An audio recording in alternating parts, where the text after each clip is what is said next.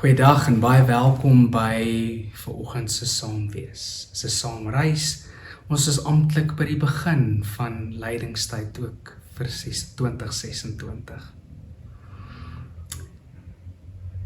Miskien het jy al gewonder, wat is die dinge wat jy graag jouself wil van onthou? Op watter manier wil jy dalk goeders, praktyke inoefen en dit deel maak van jou lewe? Op watter manier wil jy jouself inrig? Miskien dalk ook jou gesin of die mense saam met wie jy gereeld beweeg. Dalk woon jy op jou eie of dalk is jy deel van 'n huisgesin, maar moedig mekaar aan.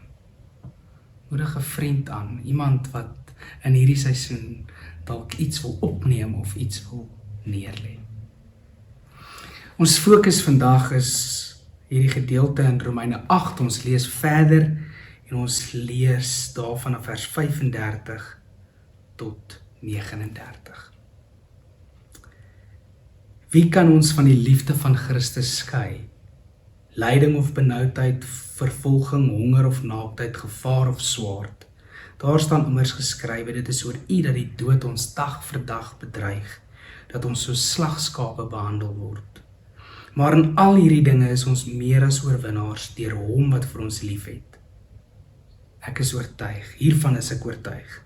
Geen dood of lewe of engele of bose magte of teenswoordige of toekomstige dinge of kragte of hoogte of diepte of enige iets anders in die skepping kan ons van die liefde van Christus skei nie. Die liefde wat daar is in Christus Jesus, ons Here. Daai liefde, daai goddelike liefde, daai wat ons gehoor het wat Johannes oor praat.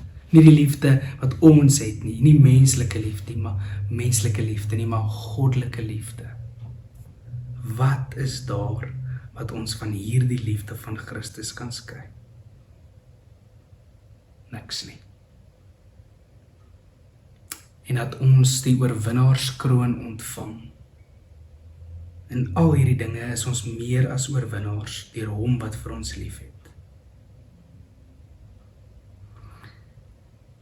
Baie keer dan voel ons ver van die Here. Ons voel, ons is geskei. Ons voel juis nie dit waarvan Paulus hier praat nie. Miskien beleef jy dit ook dalk wanneer jy deur hierdie seisoen beweeg, maar mag jy telkens hierheen terugkeer. En mag jy die waarheid hoor van hierdie woord, hierdie evangelie. Dat God se liefde, dat daar niks is wat jou van die liefde van Christus kan skei. Mag dit 'n refrein wees, mag dit so echo deur die dae, ook in hierdie lydingstyd. En mag die Here se nabyheid jou vul en jou lewe volmaak.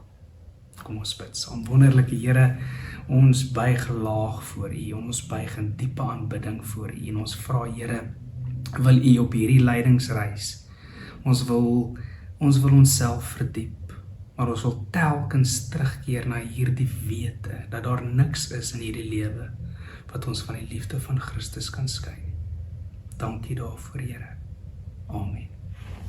Seën vir jou en genade, barmhartigheid en diep vrede.